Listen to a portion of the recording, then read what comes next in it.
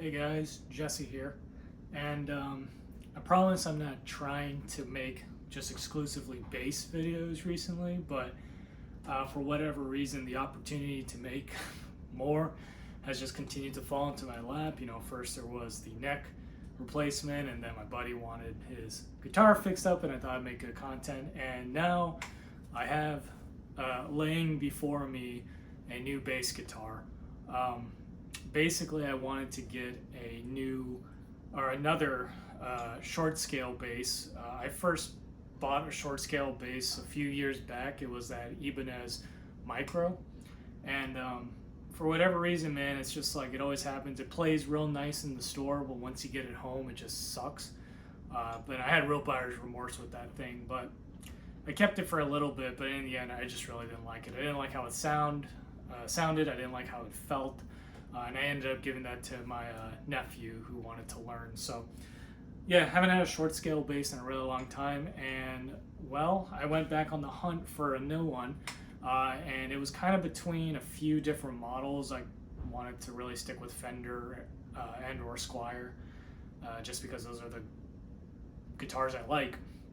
And, yeah, I was kind of going between the Fender Mustang and the Squier Rascal Paranormal, or whatever they're calling it, and even like a Reverend Dub King, although I don't really play that sort of semi-hollow stuff. But in any case, yeah, I was hunting and looking around and keeping my eye out, and in the end, this came up for sale on Facebook Marketplace. I got this for a really good price. I think brand new they retail for $450.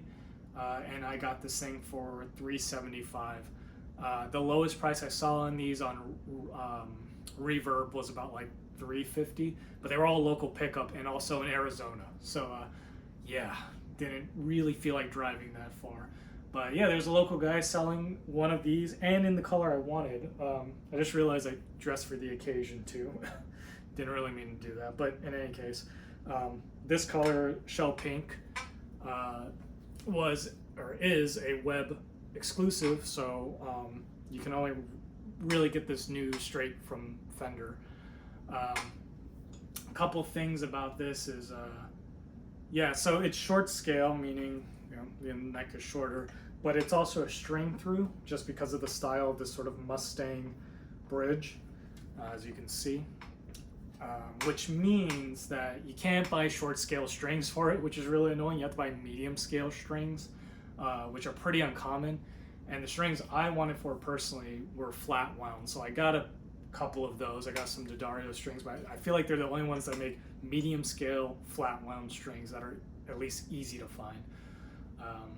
So I'm gonna play this a little bit, but we're gonna take it to the bench and I'm gonna get it set up because it does need a little bit of setup. The string action's kind of high and the neck is pretty straight, so I think we just got just a string action because I don't know if you can tell, but the string action on this thing, like those are all the way, the saddles are like all the way to the top, so I don't know.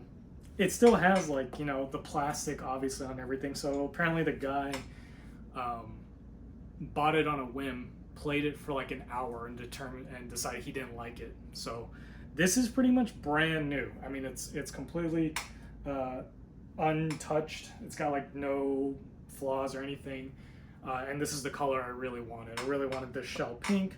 And they just were not coming up for sale on the stores in a price that I was happy with. So we're going to plug it in real quick and give a quick sound demo.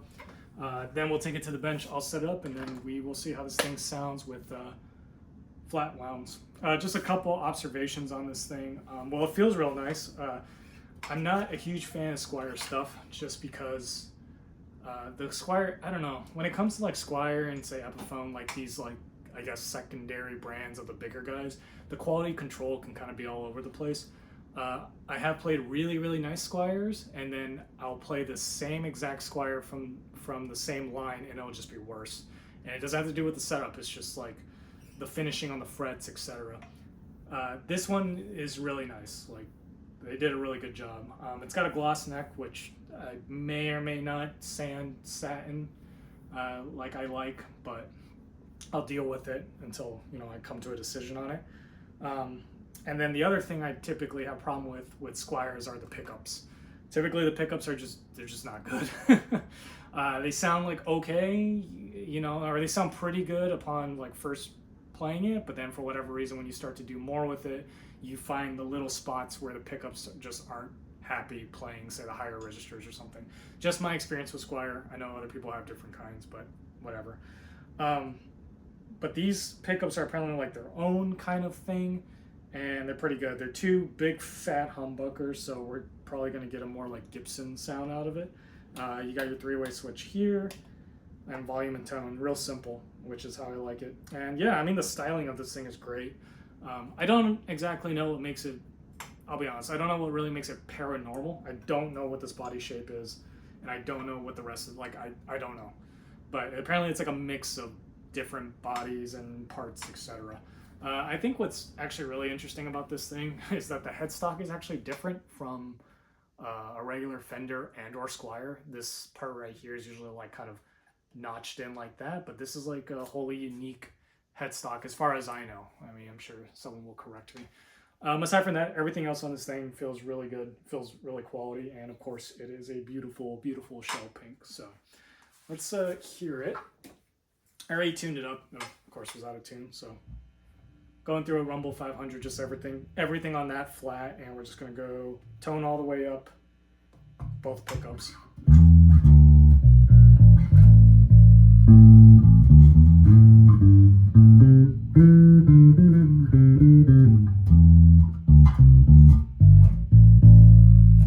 That's got a lot of balls to it. That's really surprising for a short scale. Wow, okay. Neck pickup.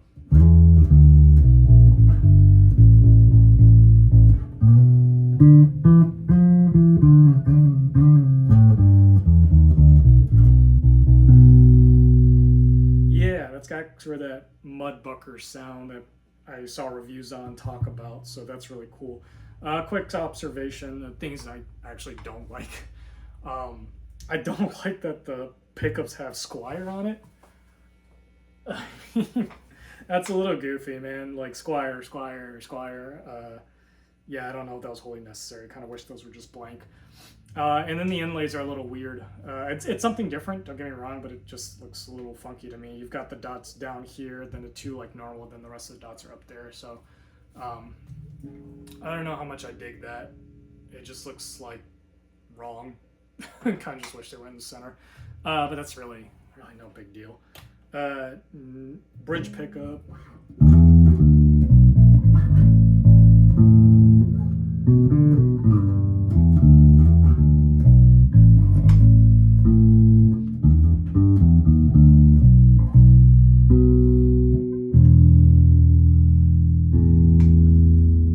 That doesn't sound too different from anything else. You can't split these or anything. There's two humbuckers all the time. Tone down, just quick little.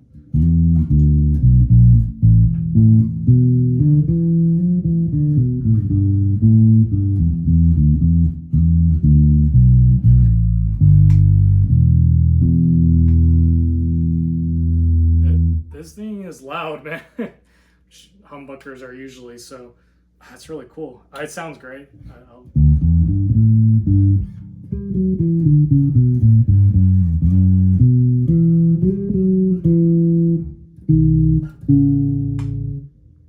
Yeah, this was a good idea. So I think at this point, I'm going to take it to the bench, do this small setup. Like I said, the neck looks really good. I think I just have to do the action, really. And then, of course, put some flat wounds on this thing and see how it sounds. These strings, by the way, that it came with are really good. I'm almost considering not changing them, but I do want flat ones on them. But, you know, the strings they supplied from Squier are good. These are really, really nice strings. I'm actually quite surprised because the last time I played a brand new Squier at a store, the strings were fucking terrible. And I knew it was brand new. You could tell, like, the strings were, like, untouched and they just tore up your fingers. So, cool. Well, see you at the bench. It is now the next day, as denoted by my shirt change. Yeah, so I did that video yesterday and then I had to go somewhere, and then I thought, oh, I'll make the rest of the video when I come back, but we got back pretty late and I was far too tired. So next day, I already removed all the plastic from everything. I didn't do the whole plastic peel satisfying thing, so I have robbed you of that viewing pleasure. Anyways, what we're gonna do is check the neck relief, set the action because it is high. I can already tell. I haven't measured yet, but I can clearly tell. And then just sort of clean it up. But that's about it. Oh, and check intonation. So, and I'll show that a little more in detail because I feel like last couple times I did it, I didn't really show that. And then we're also going to be putting these on it and seeing how that sounds. I'm thinking I'm going to save the strings here just because they're still good. And I could use just a spare set. If something breaks, I'll just throw it in my gig bag or something. Anyways, capo, where's the capo? There it is. First fret there with 12 thou. I also noticed that I actually have an extra fret on this guy from my regular P bass, so that's nice. Let's go 17th fret, 13, 14, 15, 16, 17, yep. And 7th fret. And that is, yeah, that's pretty much perfect. Yeah, it's perfectly fine. I like to check the bottom string too, for whatever reason. The G string, top string, whichever. But yeah, that's good. No need to change that. But we do have to set the string height, but before we do that, we should just change the strings. I'm also going to lower these saddles because they're like way too high. A couple other things I noticed on this while just playing with it a bit, because I did spend a little more time with it yesterday. The glossy neck is not like a super duper high gloss. Usually, I find that Squier and like Epiphone go really heavy on the gloss because they're doing it real quick and stuff because these are like mass produced, etc. This one, you know, someone showed a bit of restraint on the whole lacquer gun, so I'm not going to sand down the neck. I think it's fine. Although I think you know, if I built some grime up on it and stuff, it might get annoying. So again, that could just change. But for now, it's fine. I can move perfectly quick on this thing, and because it's short scale, it doesn't require as much movement. Second thing is I looked up a little more on this just to, you know, kind of learn a bit more. The headstock, as I mentioned before, being wholly unique isn't. It's actually belongs to the older Coronado bass that Fender used to make. I don't know when the last time they made that was, but that headstock has been seen before, so that's not new or anything. The body is a bass 6 body, which is usually for their like, I don't know what it is actually. It's like a 6-string. It's not a 6-string bass, but I don't think it's a baritone guitar either. It's I'm sure someone could let me know, but that's what that body is. And then it has a Mustang bridge, and then a short scale, and then it has 2 humbuckers. So it's just like it's just like a hodgepodge of different pieces, but that's the point of the thing. Doesn't matter to me because it sounds amazing. So it could just be all made of chocolate for all I care. I don't know what that means, but anyways, yeah, let's get the strings off this thing. So some more observations. This is kind of where the Squier-ness comes into it, like the more affordable line and everything. It's going to be really hard to see, but down there, let's see if I can zoom in. Down there, there's some like paint overspray that wasn't lacquered, so you kind of see it's a little chalky on there. And then you might be able to see it, but there's like a hairline crack in the lacquer. So it's just, you know, someone, after they put on the lacquer and stuff, they probably didn't wait long enough, and then they screwed down or bolted on the neck, and it got, you know, a little too much pressure. Up here, you can kind of see the nut job. It's kind of rough, kind of crazy. That's after I got the strings off and stuff. So I'll clean that up. That's nothing too insane there. But I'm gonna oil the fingerboard. It's pretty nice and oiled already, but it, you know, might as well just do it since we're here. I also forgot how somewhat annoying it can be to try to save strings through a string through body, because they all get kind of caught up in the bridge there. And then we're also going to just wipe down the body overall. Just, again, why not? We're here, so might as well.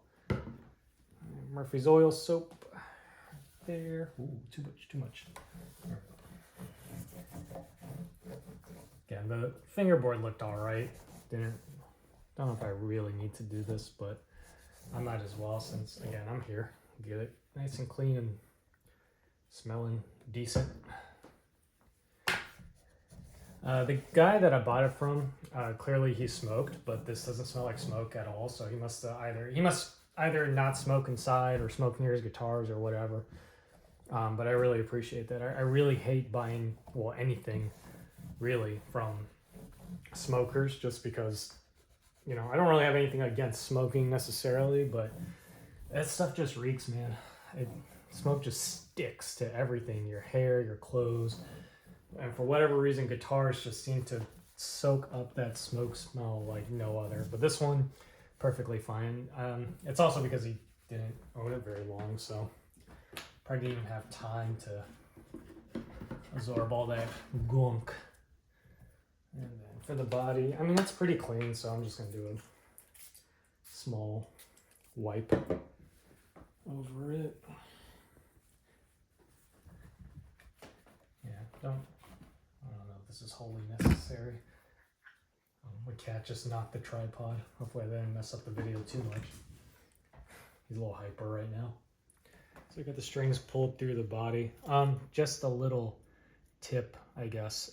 Here in the nut, you can kind of see kind of these black marks. That's usually a bit of like graphite that they put in there to help the string not get stuck in the nut when you're tuning and stuff, or when you're playing, so the string doesn't slip. So if you've ever tuned your bass or guitar and you kind of hear that loud ting when you're tuning and it kind of just jumps on your tuner or whatever, your nut probably could use a little bit of lubrication. So easiest way is to do exactly what they do. You can take a pencil and just kind of fill that in just slightly with some graphite, and that's all it really takes. Just go in there and whoop, whoop, whoop. That's it, and just kind of wipe off the excess, and that's all you really need. And that just helps the string not jump around when you're tuning. Okay, new strings are on it. Now we can check the string action. Also, look what happens when you cut your strings properly and change them properly. Isn't that beautiful? All lined up with that cloth or silk or whatever they put on there. All right, so string action, like I said, it looks a bit high, but not terribly so. Should be doing this in playing position, but that's okay. I like to check the 12th personally. I know some people like the 17th. I'll probably just check both. So yeah, so that's 7/64. 17th is also 7, a little higher, 7/64, and this one's like way too high, 8/64. So 8 and 8. Okay, so kind of what I suspected. That was about what it felt like. I know it sounds like BS. I'm saying I know how 1/64 of a inch felt like playing, but it's kind of true. That's not the right one.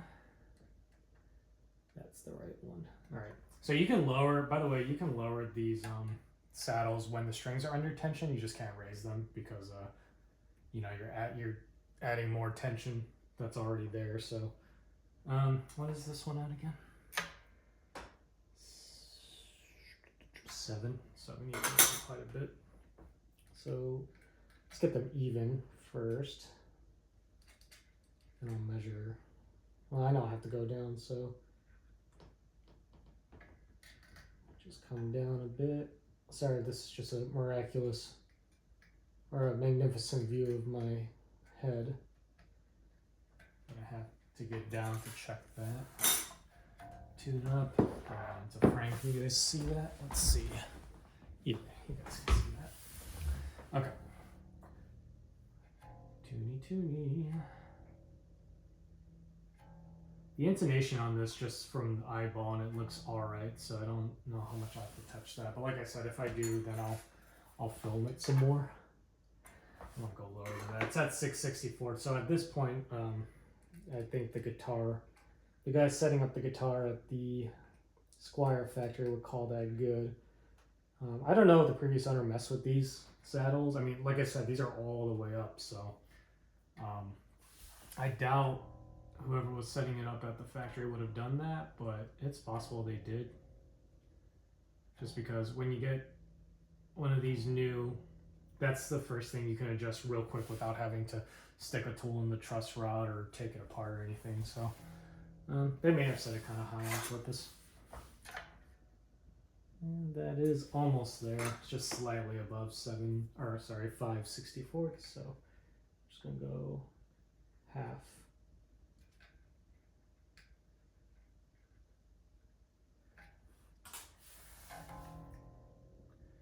And doing this will, of course, change the intonation a bit. So I'm like positive I will have to do some intonation. That's perfect. That is 5/64. So I'm gonna get all these down to where, I mean, you can see, let's see, I'll bring the guitar up. You can see how much I had to lower that saddle compared to the others.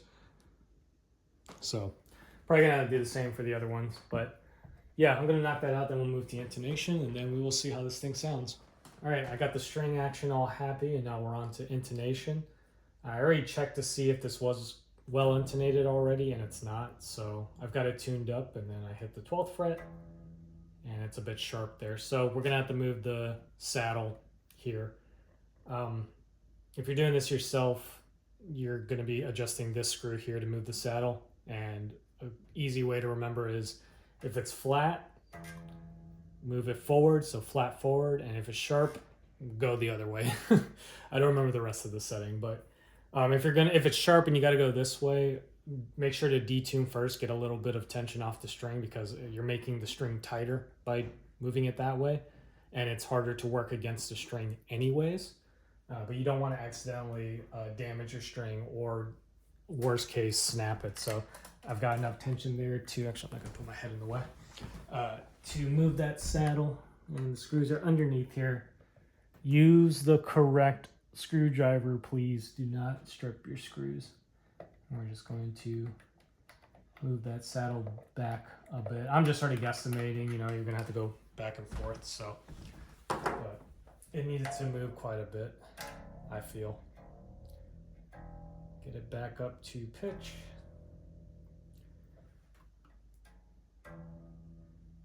Yeah, I got it pretty good. Still a little sharp, we can move it some more. I know there's the other different way, or maybe the more correct way is to hit the harmonic of the 12th and compare it, but honestly, I don't know how much of a difference that makes. I'm sure someone can tell me, and then also tell me I'm doing it wrong, but that's okay. I don't mind being wrong.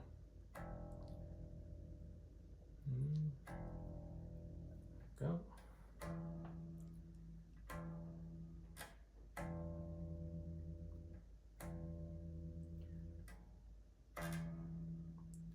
Still need to go just a bit more. Usually you're never going to get it like 100% perfect, and this, if you don't know, is a Peterson strobe tuner, so these are like super duper accurate. As you can see, it's even picking up my voice a little bit, but yeah, so it's never, I don't think this thing will ever be completely still when you're doing this.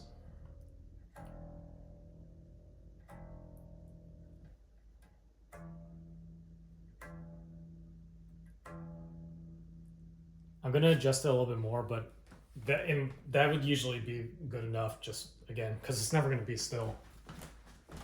It's just not, man. Gotta accept it. Let's see that. Back a bit more. We're almost there though, we're almost there. And then we'll do pickup height, because I didn't really show that before, I remember. I'd consider that good. It's like barely moving. and the sharpness might just be coming off of it resonating. So I'll go and do all this. Ooh, my bad. I'll go and do this for every string, and then we'll move to pickup height. Okay, pickup height. So pretty simply, you just move the pickup up or down.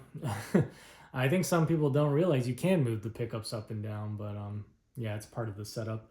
More observations, by the way, just working on this thing and realizing that, yeah, like where they save some costs. The pick guard, whatever cuts the pick guard at the factories, if it's a CNC machine or if it's manned by somebody, I don't know, but they went pretty barbaric on it. It's not the cleanest cut of pick guard, but that's okay.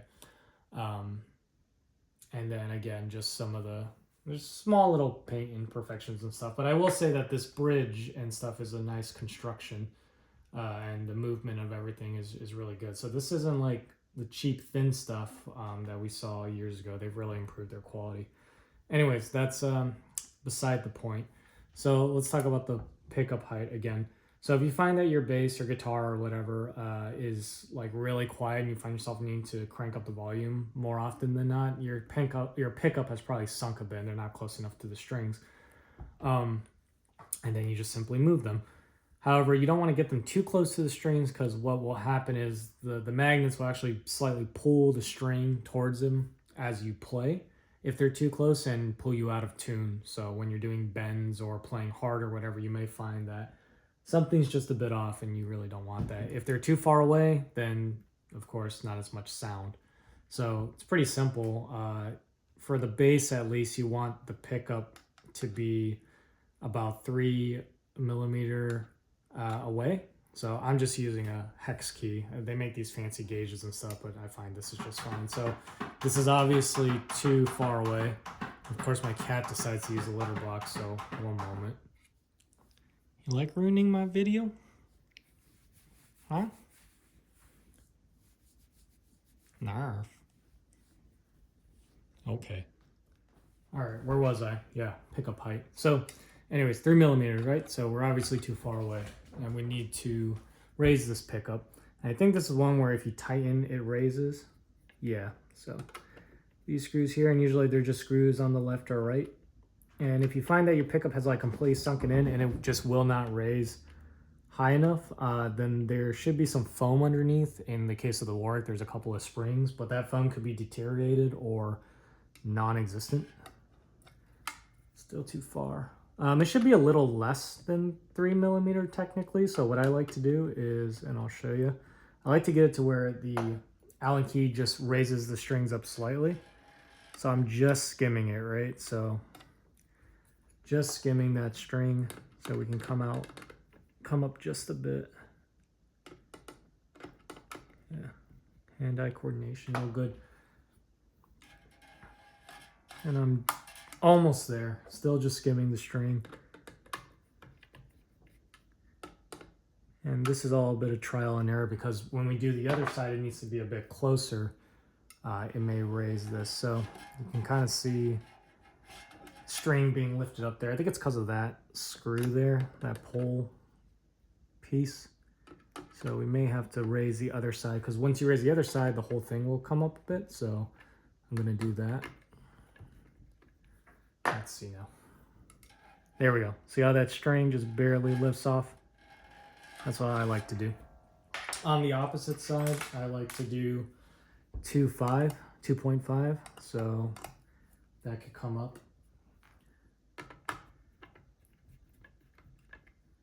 Might be a bit too much. Again, this is kind of trial and error, but it is important because it's what gives you your volume and yeah, basically your volume, and make sure these things are like the tone you get out of them is what is intended. Let's see. There we go.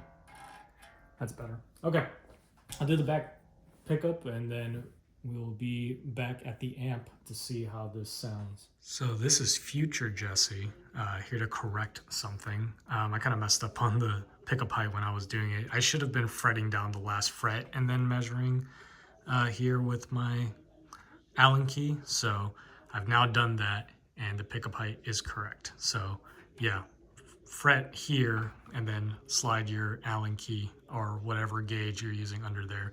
Same with your higher string. Okay, so here we are once again. A few more observations about this. I warmed up a bit just to play a bit better than it was yesterday.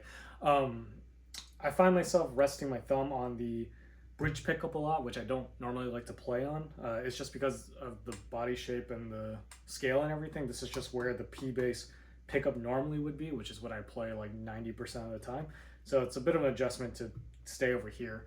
And then, of course, it being short scale, I find myself skipping the frets a lot because everything's squashed and I'm used to bigger. So anyways, yeah, I'm just going to play a bit and we'll see how it sounds with these flat wounds. Spoilers, it sounds great. I have my amp turned really low down, I mean like to 1 on the volume knob there, and this thing is really loud. I'm going to take this to practice tonight and see how it goes, but I like this thing a lot so far, and of course the color just completes it for me. So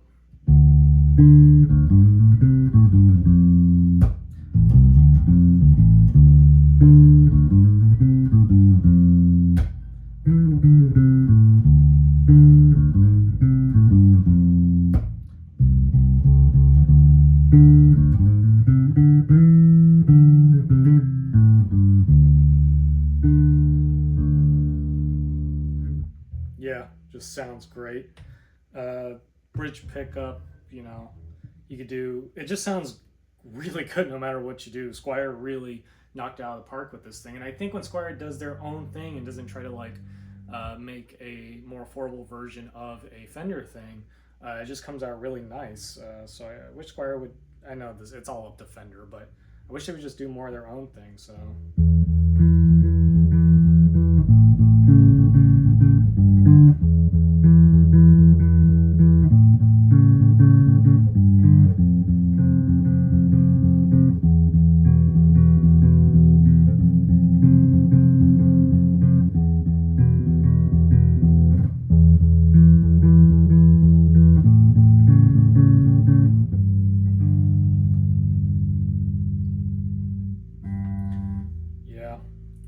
neck pickup is, or bridge pickup, excuse me, is a little more honky. I'm gonna play down here and see.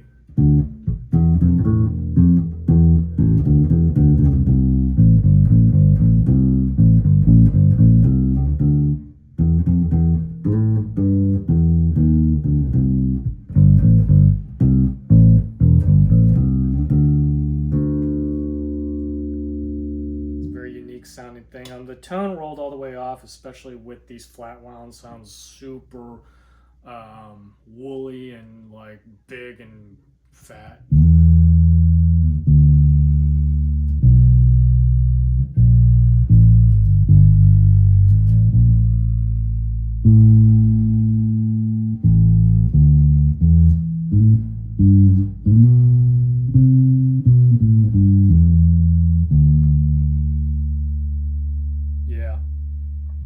I actually have my pedal board hooked up here, so we'll try some effects.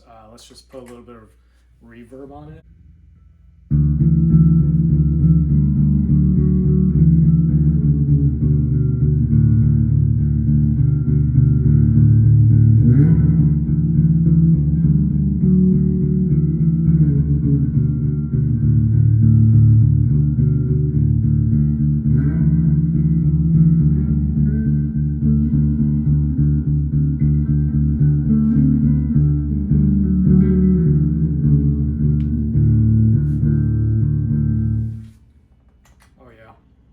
And maybe I got some fuzz here too.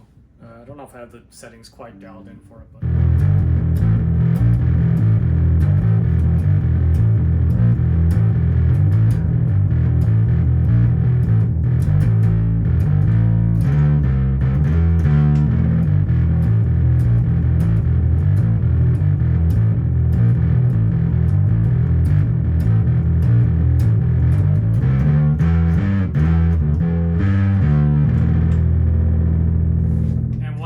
I've got an octave here.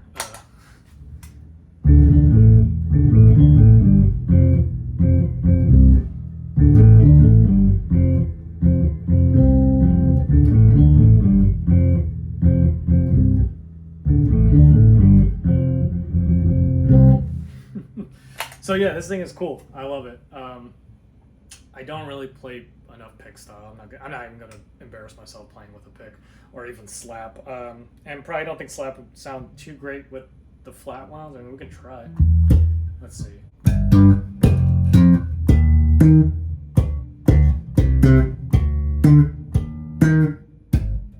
Yeah, it's the pickups kind of get in the way, and then I got flat wound, so it's not having the slap's not going to sound great.